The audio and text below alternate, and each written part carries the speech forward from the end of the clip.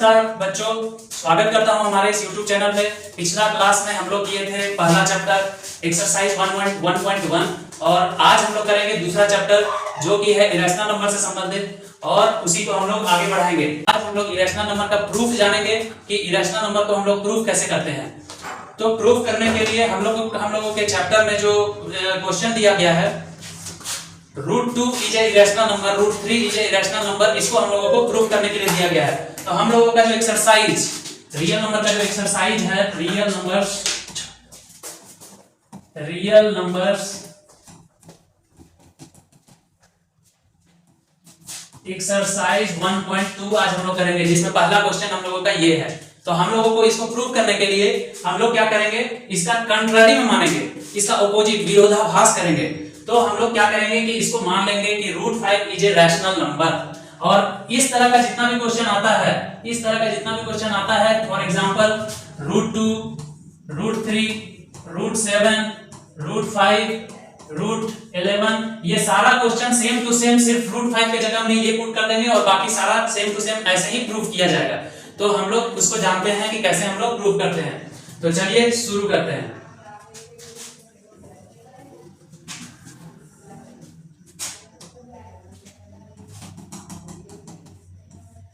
तो सबसे पहले हम लोगों को एज्यूम कर लेना है कि √5 इज ए रैशनल नंबर। तो हम लोग एज्यूम कर देते हैं सबसे पहले, एज्यूम दैट √5, अगर √2 रहेगा तो √2 लिखेंगे, √3 रहेगा तो √3 लिखेंगे, √11 रहेगा तो √11 लिखेंगे, इज ए रैशनल नंबर। अगर ये रैशनल नंबर है तो हम लोग जानते हैं कि हम लोग इसको p/q के टर्म में लिख सकते हैं। तो √5 इज इक्वल टू p/q, जिसमें कि p/q where p and q is integer. ठीक है, तो हम लोग ये करते हैं जिसमें कि q is not equal to 0 होगा। तो फिर इसको हम लोग क्या करेंगे कि हम लोग जब मान लिए तो हम लोग क्या करेंगे, इसको सबसे पहले को प्राइम नंबर में कन्वर्ट करेंगे, यानी कि इसमें जो भी हम लोगों का फैक्टराइजेशन करने पर जो भी इन दोनों में कॉमन है उसको हम लोग निकाल लेंगे। तो निकालेंगे तो क्या होगा कि p डिवाइडेड बाई q को हम लोग क्या लिखेंगे, a/b के फॉर्म में। जैसे कि कोई प्राइम नंबर मान लीजिए दोनों 2 से डिवाइड है या 3 से डिवाइड है, तो उससे हम लोग कट कर लेंगे जो भी कॉमन नंबर होगा उससे, और हम लोग इसको a/b के बराबर कर लेंगे। Then √5 is equal to a/b। तो इतना दूर जानने के बाद हम लोगों को क्या करना है कि इसको जो है क्रॉस मल्टीप्लिकेशन करेंगे तो हम लोगों का आ जाता है a is equal to √5b। अब हम लोग क्या करेंगे, बोथ साइड स्क्वायरिंग करेंगे, स्क्वायरिंग बोथ साइड्स। तो ये आ जाएगा a² is equal to √5b का whole square is equal to a² is equal to 5b²। अब यहां पर हम लोग देखते हैं कि a² जो है 5 जो है इसका फैक्टर है, कहीं ना कहीं ये दिखाई दे रहा है कि 5 जो है a² का फैक्टर है, यानी कि a² जो है वो 5 से डिविजिबल होगा। अगर a² इज डिविजिबल बाई 5, अब हम लोग इसमें एक थ्योरम जानते हैं कि a² अगर 5 से डिविजिबल है तो a मस्ट डिविजिबल बाई 5 होगा। तो वो थ्योरम को एक बार हम लोग देख लेते हैं। हम लोगों का थ्योरम है कि let p be a prime number and p divides a², then p divides a।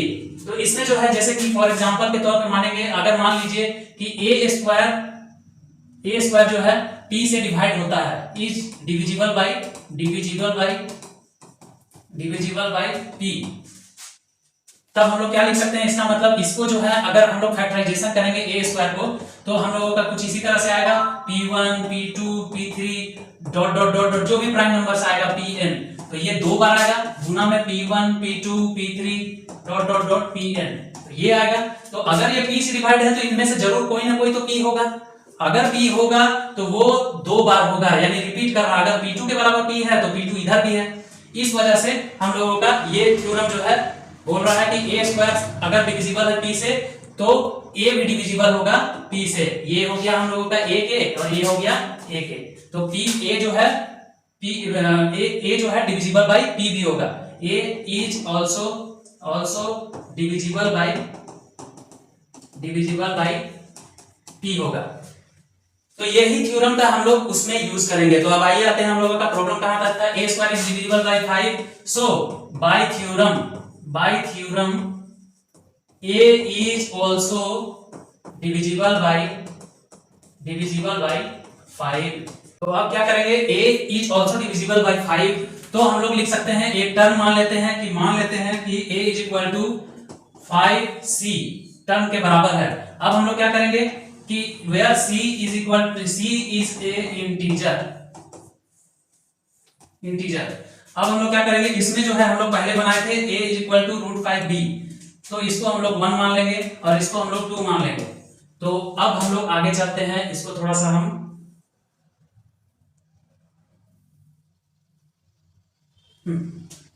तो अब हम लोग क्या करेंगे, इसमें पुट कर देंगे, इसमें पुट कर देंगे। जैसे पुट करेंगे हम लोगों का 5c is equal to √5b आ जाएगा। अब हम लोग यहाँ पर √5 को इस साइड भेज देंगे, तो b is equal to 5c divided by √5 आ जाएगा, और √5 से कैंसिल करेंगे तो यहाँ पर क्या आ जाएगा, √5। तो b is equal to √5c। अब बोथ साइड स्क्वायरिंग कर देंगे, बोथ साइड स्क्वायरिंग, तो यहां पे आ जाएगा b square is equal to 5c square. अब यहां पर हम लोग फिर से वही चीज देख रहे हैं कि हमारा जो b है वो भी 5 का क्या है, 5 से डिवाइड होता है। तो अगर b square, if b square is divisible by 5, then it must then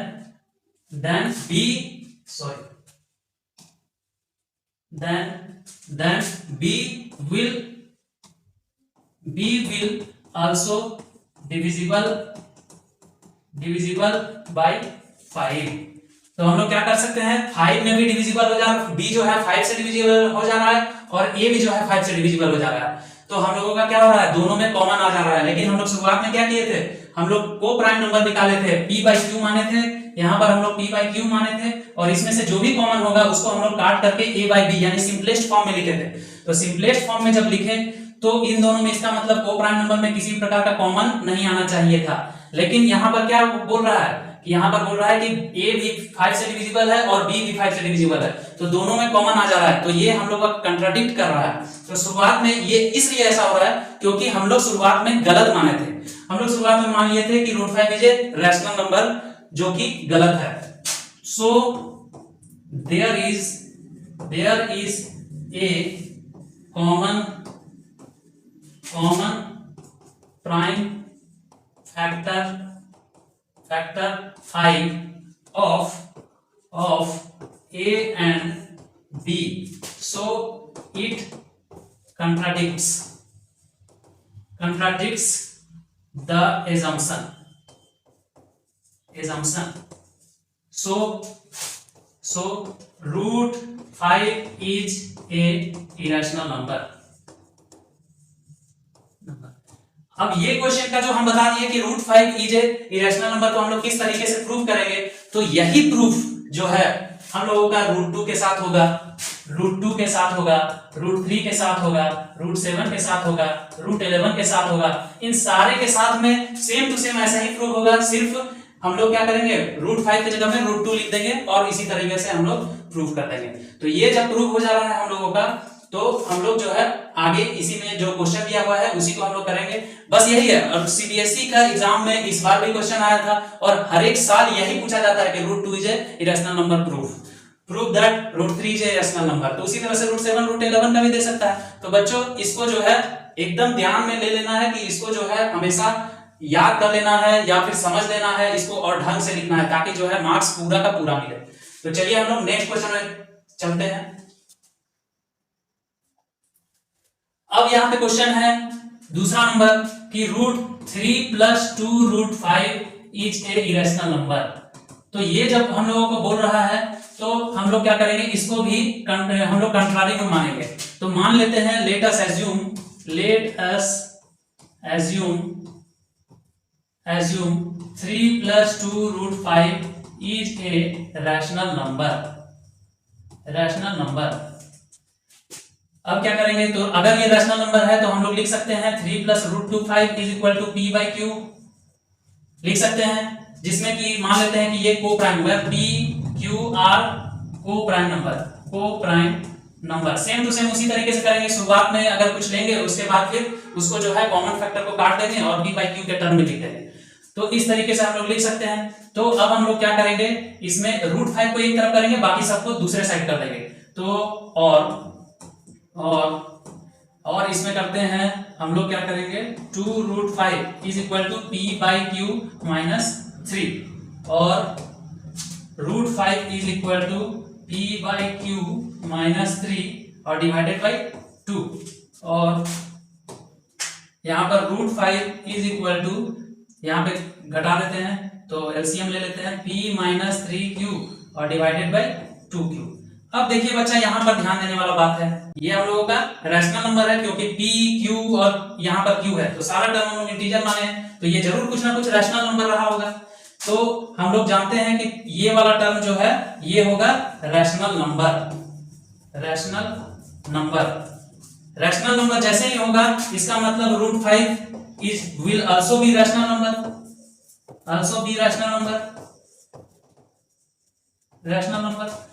अगर रूट 5 रैशनल नंबर है। लेकिन हम लोग क्या जानते हैं, अभी तुरंत प्रूव किए कि root 5 is a irrational number.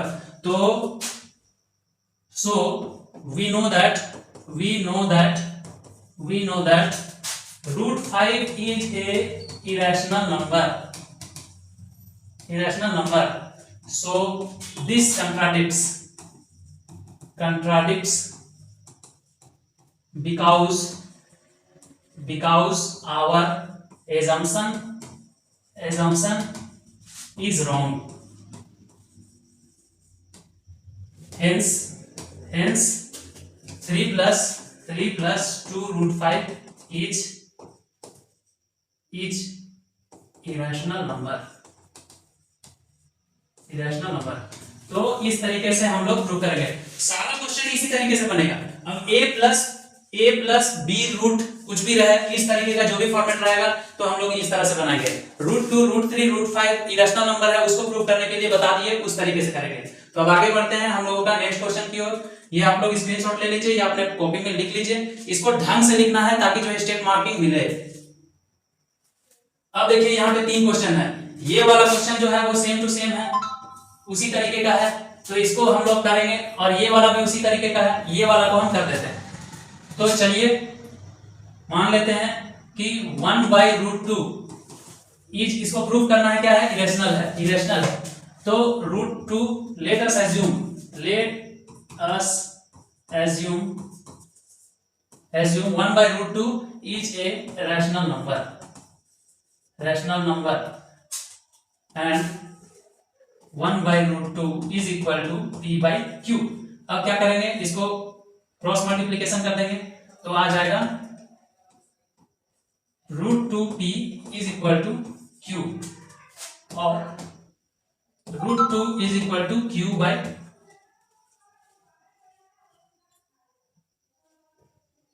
√2 is equal to q by p। तो ये भी हमारा रैशनल नंबर होगा। तो अब हम लोग जान रहे हैं कि यहाँ पर देखिए, यहाँ पर q by p क्या था, को प्राइम नंबर था। हम लोग यहाँ पे मान लिए थे p और q क्या है, p and q आर को प्राइम नंबर्स। तो q by p ये भी हम लोगों का रैशनल नंबर होगा। जब q by p is a rational number so √2 is also a rational number, क्योंकि ये दोनों बराबर है rational number. But we know that √2 is a irrational number।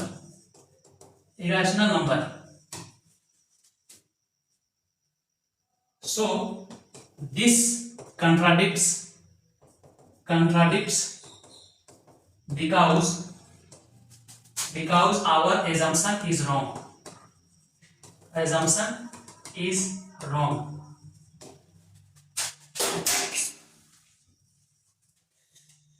So 1/√2 is a irrational number।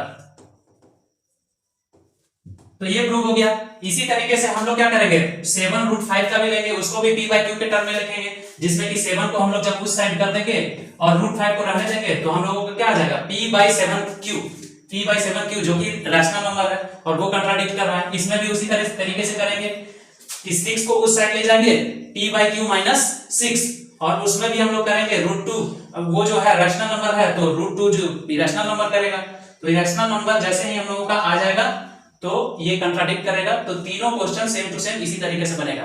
तो हम लोगों का इरेशनल नंबर का चैप्टर यहीं पर खत्म हो जाता है। इसके बाद जो है हम लोग नेक्स्ट जो है टॉपिक हम लोगों का क्वाड्रेटिक इक्वेशन है, तो उसको हम लोग पोलिनोमियल है तो पोलिनोमियल को हम लोग नेक्स्ट डे करते हैं और उसका पहला एक्सरसाइज हम लोग करते हैं बेसिक्स के साथ। चलिए इतना ही करते हैं। धन्यवाद।